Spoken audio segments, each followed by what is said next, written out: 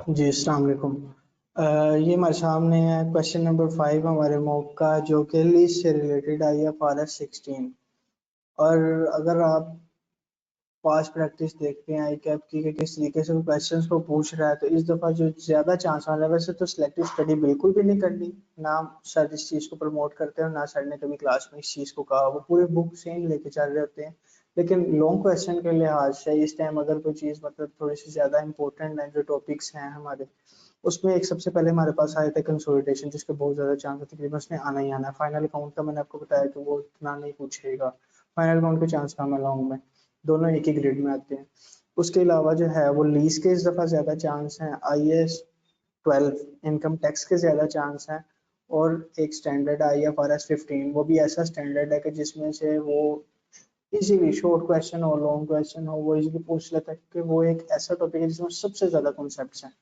छोटे छोटे काफी सारे कॉन्सेप्ट्स हैं और वो कहीं पे भी स्टूडेंट को फंसा लेता है, तो इस तरह से वो इजीली उसमें से पूछ सकता है। तो ये चार स्टैंडर्ड ऐसे हैं कि जिसमें से जो है ना आई कैप पूछ रहा होगा पेपर में इस दफा, ज्यादा जिनके चांस है।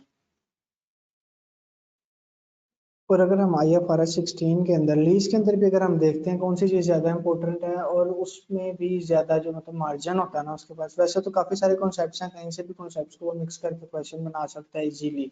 लेकिन ज़्यादा जो चांस है वो है कि लेसर का पूछेगा और मैन्युफैक्चर डीलर लेसर का ही पूछेगा। इसमें मोस्टली बच्चे फंस जाते हैं कि फाइनेंस लीज ऑपरेटिंग लीज है, कई बच्चे तो इसमें फंस जाते हैं।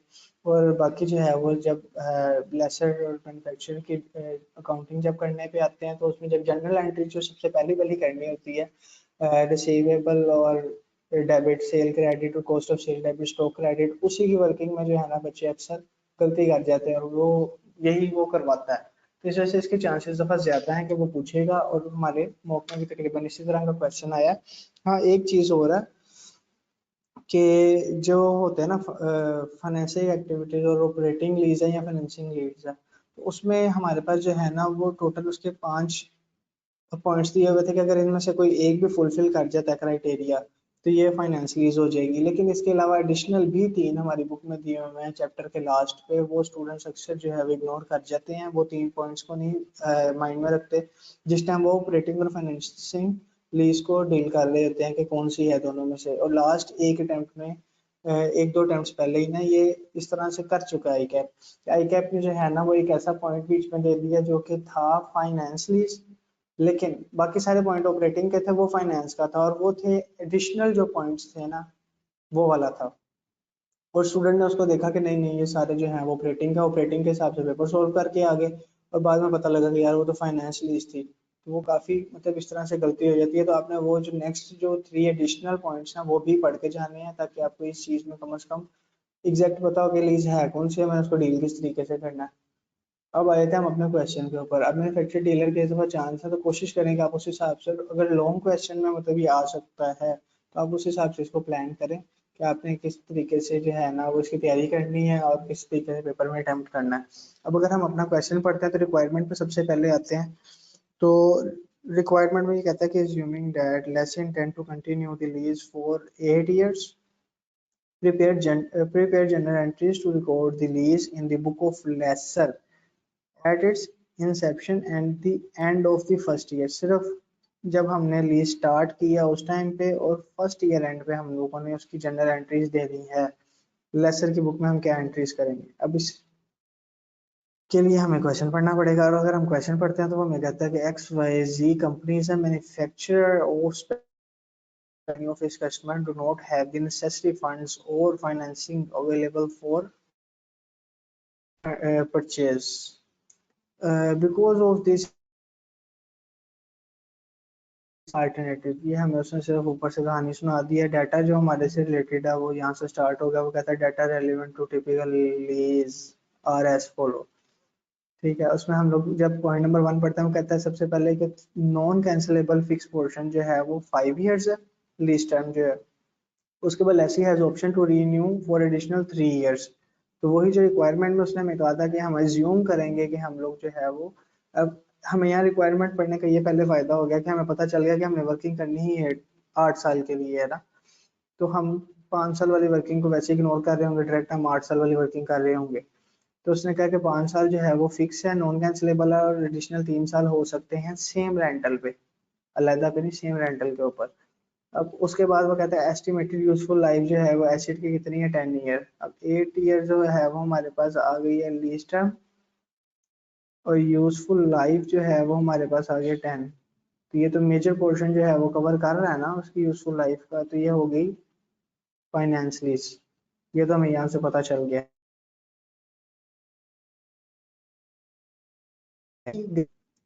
उसके बाद वो कहता है कि जी lessee guarantees a residual value of 40,000। अब 5 ईयर की तो हमने वर्किंग करनी नहीं है, ये रेजिडुअल वैल्यू हमारी किसी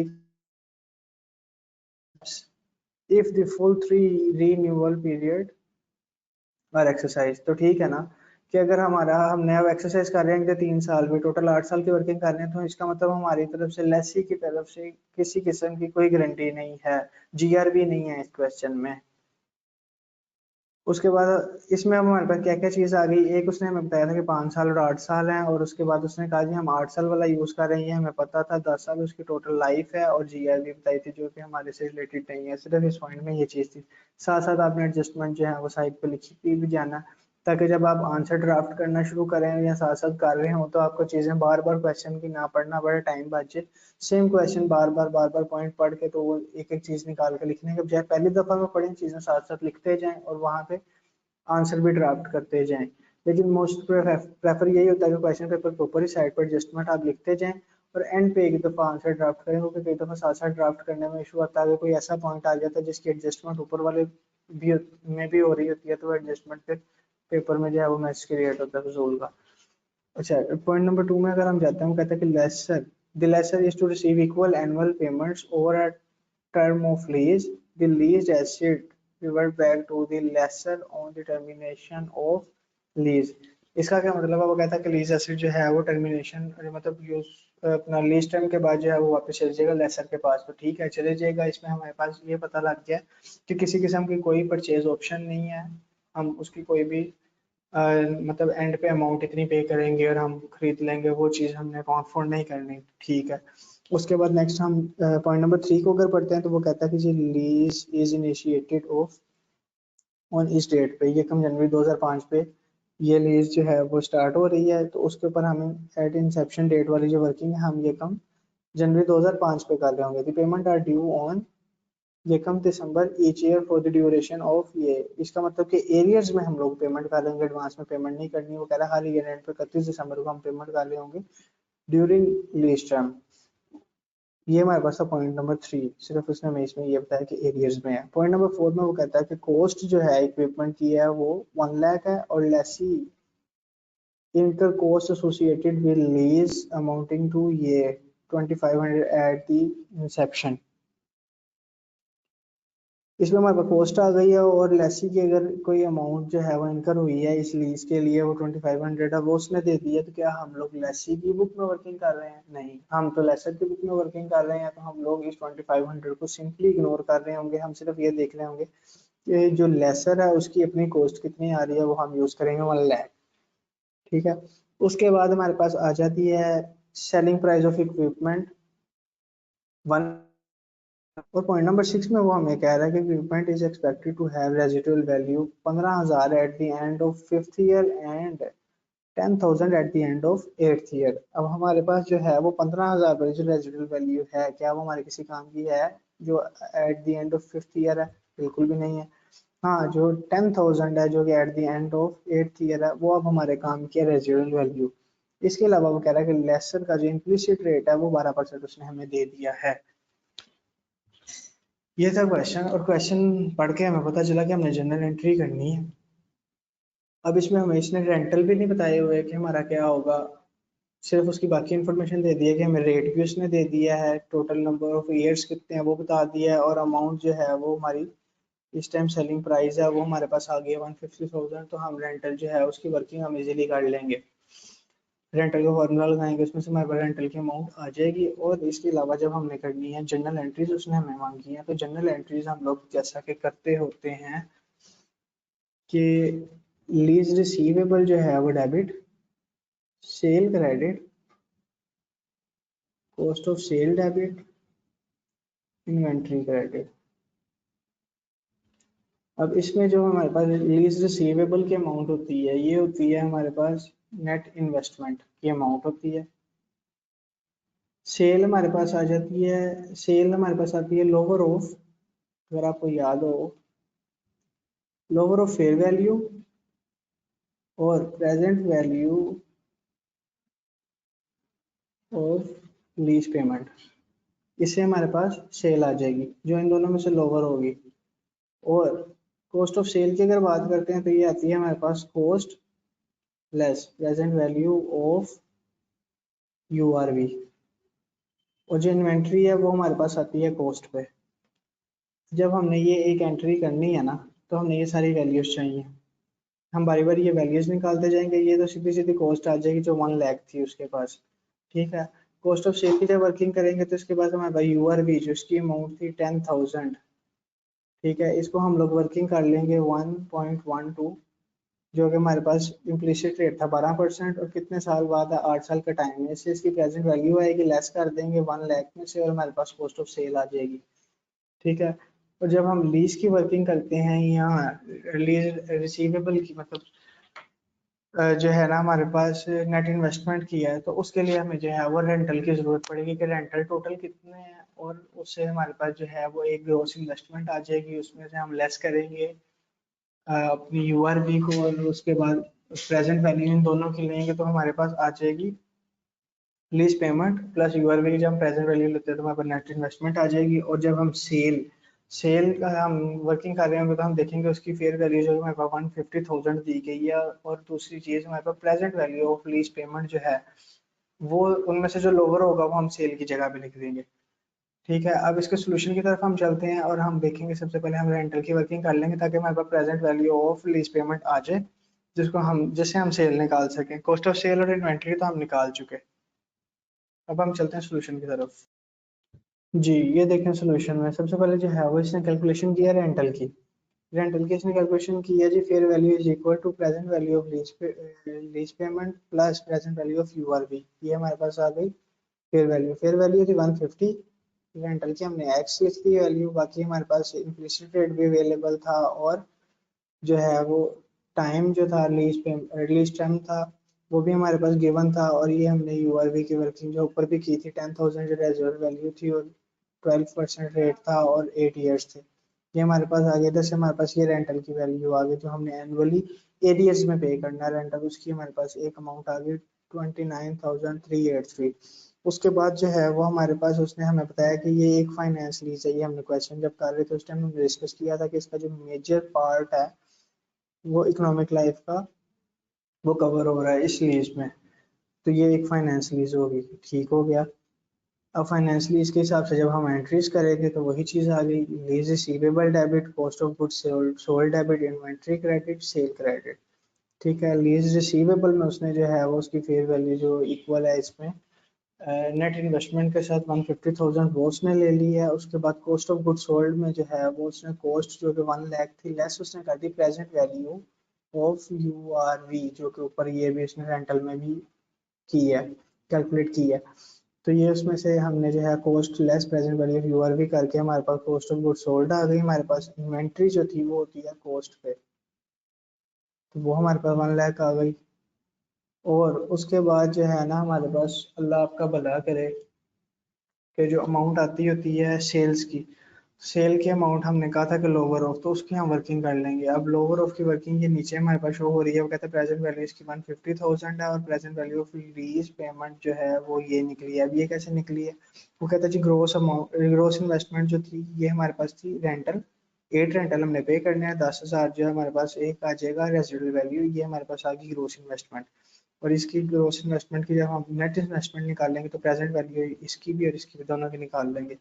प्रेजेंट वैल्यू जब हमने निकाल ली है तो ये हमारे पास वर्किंग आ गई रेंटल्स की, ये हमारे पास आ गई यूआरवी की, और ये हमारे पास आ गई नेट इन्वेस्टमेंट, ठीक है, जो कि लीज रिसीवेबल में भी आती है। लीज रिसीवेबल इसलिए 150,000 है, ठीक है। अभी हमारे पास आ गई नेट इन्वेस्टमेंट, और हम लोग जो है इसमें से अगर हम लेते हैं present value of lease payment, ये थी 145,962, ये हमारे पास, इसको हम कंपेयर कर रहे होंगे फेयर वैल्यू के साथ। ये इस वाले सिनेरियो में कभी भी जो है वो present value of lease payment fair value से ज़्यादा नहीं आनी थी। उसकी वजह ये कि जब हमने इसकी रेंटल की कैलकुलेशन की थी, जब हमने रेंटल निकालना था तब भी हमने दूसरी तरफ यहाँ पे लिया था फेयर वैल्यू। तो ये फेयर वैल्यू से ज़्यादा अमाउंट कभी भी नहीं थी आनी। इसमें से जब हमने जो है यूआर भी लेस किया, तो वैसे ही जो है ना वो अमाउंट कम हो गई है, और present value of lease payment जो है वो फेयर वैल्यू से कम है, और वो हमने यहाँ पे ले ली है।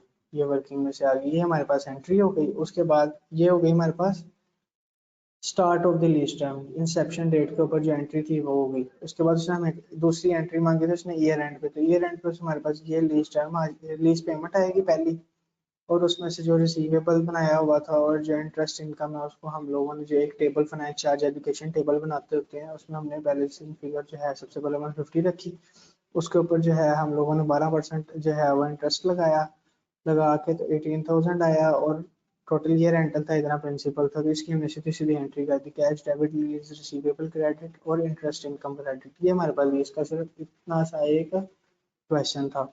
और इसी तरह सिंपल ही होता है क्वेश्चन, इतना कोई मुश्किल होता नहीं है। पेपर में भी सिर्फ उस चीज़ को आपने करना होता है कि हमें रिक्वायर क्या क्या है और किस स्टेप वाइज हम लोगों ने चलना है, क्या क्या रिक्वायरमेंट है। जैसे हमने इसमें स्टार्ट में एक देख लिया कि एक तो ये फाइनेंस लीज है, ये हमने आइडेंटिफाई कर लिया। दूसरा अब उसने हमने लेसर की बुक में मांगा, डीलर मैन्युफैक्चर्ड लेसर है, तो उसमें क्या एंट्री हो रही होती है वो हमने एंट्री एक दफ़ा जब लिख ली थी, फिर हमने पास देखना था कि अब एंट्री के लिए हमें कौन कौन सी चीज़ रिक्वायर है, और हम उस चीज़ को जो है ना कैलकुलेशन करते कि चीज़ें उठा के पुट करते गए, और हमारा क्वेश्चन हो गया। सिर्फ इसी तरीके से हमने जो है वो, बाकी वहां पे भी अगर लीज का लॉन्ग क्वेश्चन आता है या शॉर्ट आता है, जितने भी मार्क्स का, हमने बस एक स्टेप वाइज चलते रहना, और इंशाल्लाह जो है ना क्वेश्चन हो जाएगा। क्योंकि हमें स्टेप वाइज मिलने का, किसी स्टेप पे हमने कोई नंबर लूज कर भी दिए हैं।